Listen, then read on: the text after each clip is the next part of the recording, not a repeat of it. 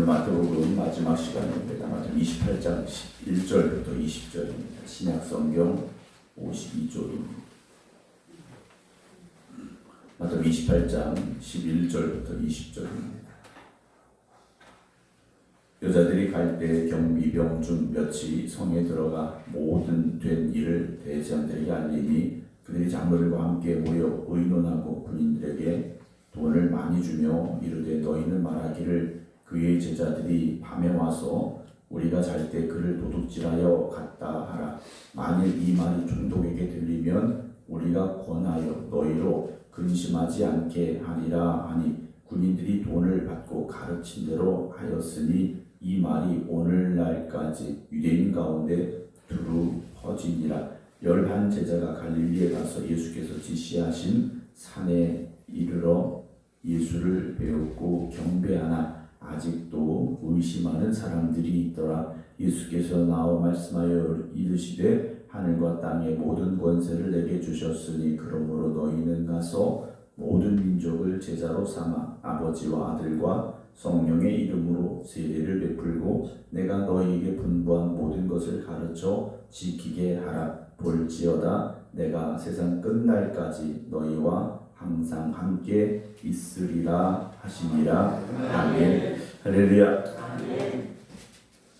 주님 부활의 기쁨과 그 은혜가 여러분의 삶 가운데 계속 되어지시기를 주님 이름으로 축원합니다.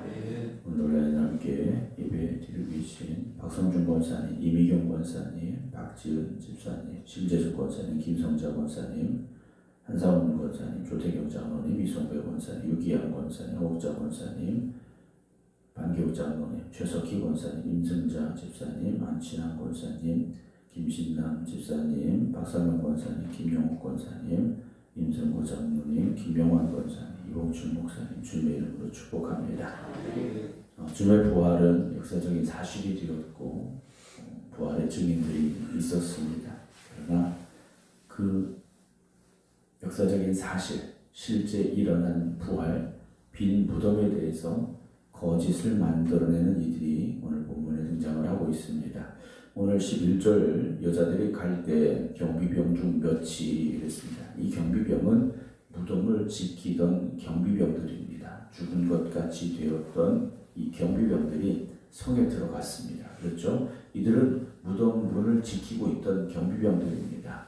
그곳에 일어난 일을 목격한 사람들이죠. 들어가서 모든 된 일을 대제사장들에게 알렸습니다. 이들이 알린 사실은 부활하셨다라는 거죠. 무덤에 장사를 지낸 그들이 굳게 지키고 있던 무덤 문이 열려버린 것, 그 무덤이 비어진 사실을 가서 알렸습니다. 그들이 장로들과 함께 모여 의논하고 그랬습니다. 대제사장들이 장로들을 불러서 이 사실에 대해서, 이 상황에 대해서 의논했습니다. 그리고 군인들에게 돈을 많이 주며 이르되 너희는 말하기를 그의 제자들이 밤에 와서 우리가 잘 때 그를 도둑질하여 갔다 하라. 이를 거짓 소문을 만들어 내라고 무덤을 지키던 경비병들에게 돈을 주며 모의를 하게 되죠. 그러면서 14절에 만일 이 말이 총독에게 들리면 우리가 권하여 너희로 근심하지 않게 하리라. 그러니까 제대로 못 지키고 어떻게 무덤을 열고 시신을 훔쳐가게 했느냐. 경비병으로서의 역할을 잘못했구나. 이건 경비병들의 문제지 않습니까? 부활은 경비병들의 힘으로 어떻게 막을 수 있는 게 아닙니다. 그러나 시신을 훔쳐가는 건 경비병들이 얼마든지 막을 수 있고 막아야만 했던 상황이지 않습니까? 그러니까 일단 가서 훔쳐갔다고 거짓말해라. 그리고 그 다음 뭡니까? 우리가 그걸 잘 마무리해 주겠다. 너희들한테 해가 가지 않게 잘 마무리해 주겠다. 라고 회유를 하죠. 그리고 15절에 군인들은 어떻게 합니까? 돈을 받았으니 가서 가르친 대로 하죠. 제자들이 밤에 와서 훔쳐갔다. 그런데 이 말이 어떻게 됩니까? 오늘날까지 유대인 가운데 두루 퍼지니라 그랬어요. 부활하셨다라는 사실이 아니라 시신을 훔쳐갔다라는 거짓말이 해를 거듭할수록 그것이 사실처럼 굳어져 가고 있었다라는 거죠. 사랑하는 성도 여러분, 진실이라고 해서 모든 것이 받아들여지는 것은 아닙니다.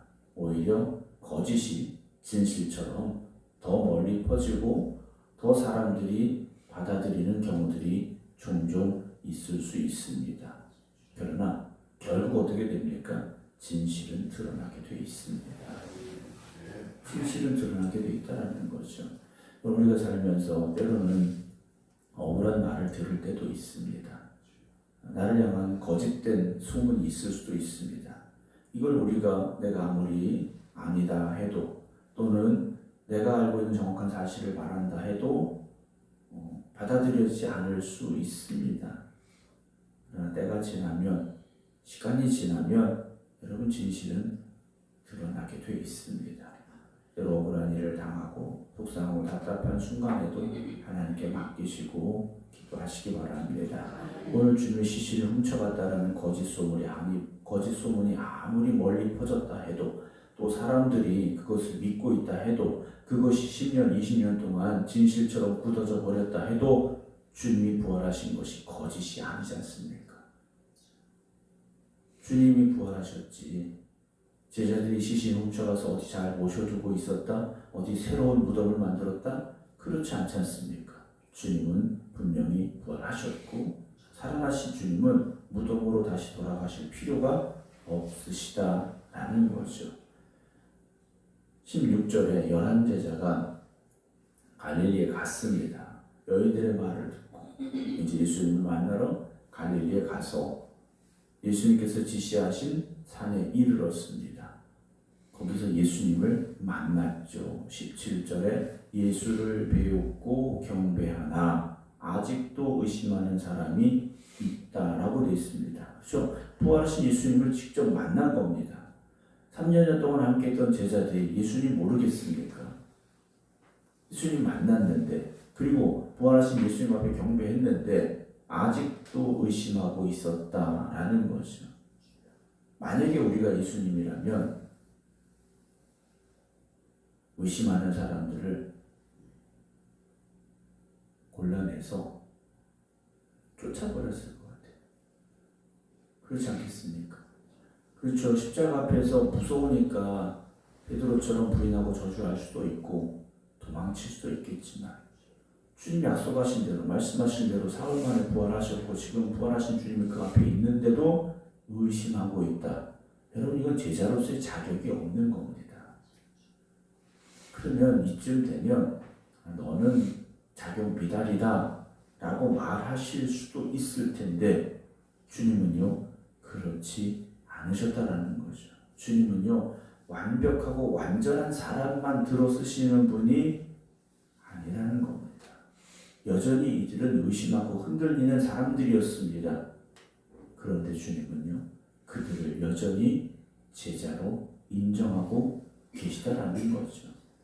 어떤 분들은 그래요. 교회 좀 나오십시오. 예수 믿으세요. 그러면 나가지 못할 이유들이 참 많습니다.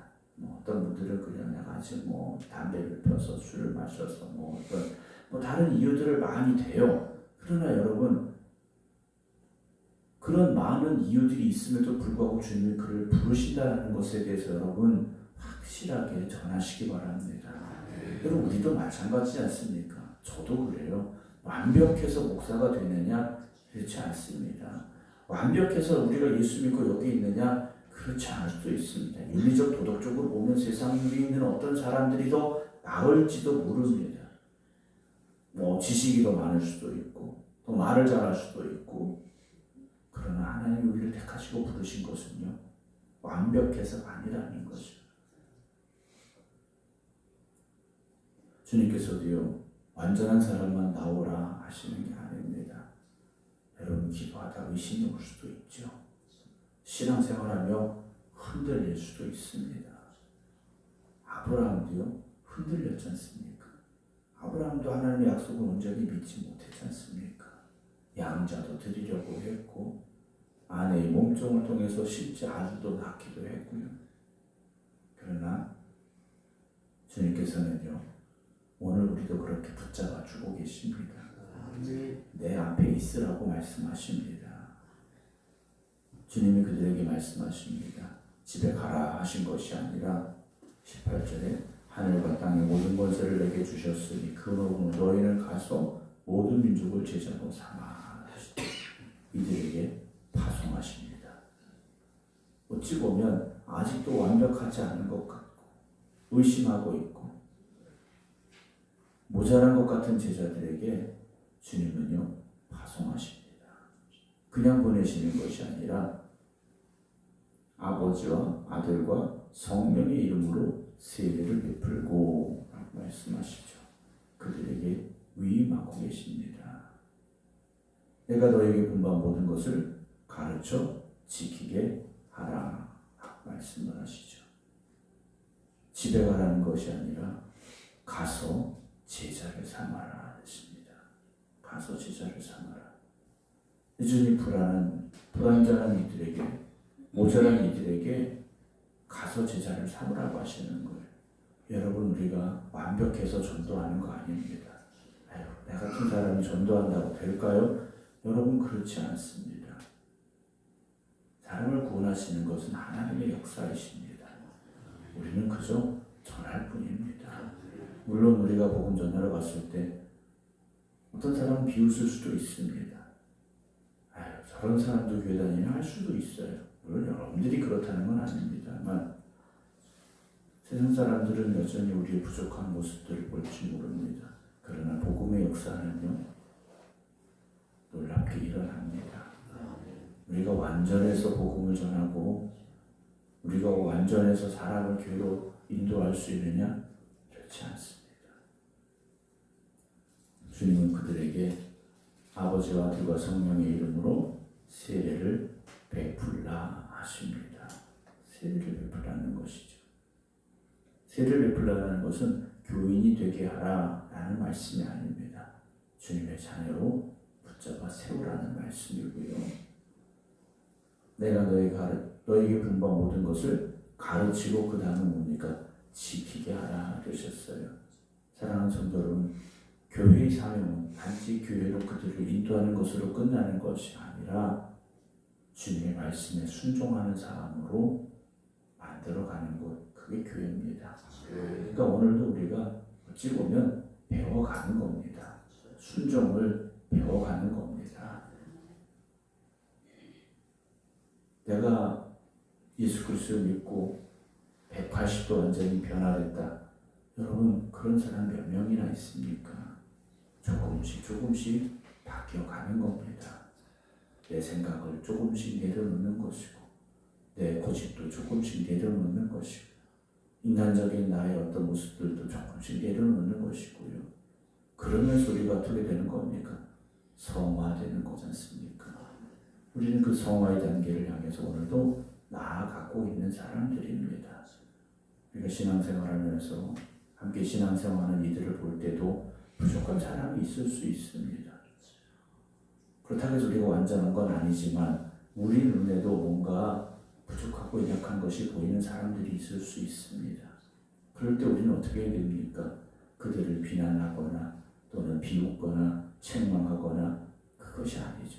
함께 기도해 주는 겁니다. 왜냐? 우리도 그 길을 걸어왔지 않습니까? 우리도 그 길을 걸어서 여기까지 온 사람들이죠. 그를 오히려 위로해주고 격려해주고 붙잡아 줄 수 있어야 됩니다.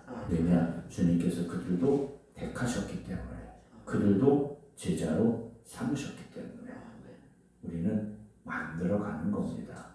내 자신도 만들어져야 되고 또 다른 연약한 이들도 주님의 제자로 세워져 가야 되는 거죠. 주님께서 그렇게 말씀하시면 마지막에 이렇게 약속해 주십니다. 볼지어다 내가 세상 끝날까지 너희와 항상 함께 있으리라 라고 말씀을 하셔요. 육신의 예수님은 끝까지 함께 하실 수 없죠. 그렇지 않습니까? 저도 여러분들과 끝까지 함께 할 수는 없습니다. 그러나 부활하신 주님은 함께 하십니다. 세상 끝날까지 너희와 항상이라고 말씀하십니다. 여러분 부활하신 주님께서 지금 여러분들과 함께 하심을 믿으시기 바랍니다. 오늘 우리에게 주어진 사명, 그 사명을 소중하게 여기시고 끝까지 아름답게 감당하는 주님의 제자들이 되어지시기 바랍니다. 그래서 우리 생각합리교회가 주님의 제자를 세우는 교회가 되어지고 우리 또한 더욱더 성숙한 주님의 제자로 세워지는 아름다운 역사를 만들어가는 교회가 되기를 주님의 이름으로 축원합니다. 기도하겠습니다. 부활하신 주님을 만났음에도 불구하고 여전히 의심하는 제자들도 있었습니다. 빈 무덤을 보고도 시신을 훔쳐갔다고 거짓 증언을 하게 하는 일도 있었습니다. 그러나 주님의 부활은 사실이었고 부활하신 주님은 지금도 우리와 함께 하심을 믿사오니 오늘도 우리가 살아가는 삶 속에 주님이 함께 하심을 고백하며 주님의 제자답게 살아갈 수 있는 저희들이 되게 하여 주시옵소서. 마태복음 1장에서부터 오늘 28장까지 우리가 긴 시간 동안 마태복음의 말씀을 함께 나누었습니다. 주님 주셨던 말씀 속에서 우리에게 깨달음이 되게 하시고 우리 마음밭에 뿌려진 말씀의 씨앗들이 있게 하여 주시옵소서. 그 말씀으로 말미암아 우리의 신앙이 더욱더 굳건한 반석 위에 세워지게 하여 주시옵시고 주님의 진정한 제자다운 삶을 살아가는 결단이 있게 하여 주시옵소서. 기도하며 한 주간을 시작하게 하시니 감사합니다. 이번 한 주간도 오직 믿음의 길을 걸어가게 하시고 제자의 삶을 살게 하시고 주님과 동행하는 저희들 되게 하여 주시옵소서. 이제는 우리 주 예수 그리스도의 은혜와 아버지 하나님의 무한하신 사랑하심과 성령님의 감동 감화 교통 역사하심이 기도하며 한 주간을 시작하는 모든 성도들 위해 이제부터 영원토록 함께 하시기를 간절히 축원하옵나이다. 아멘.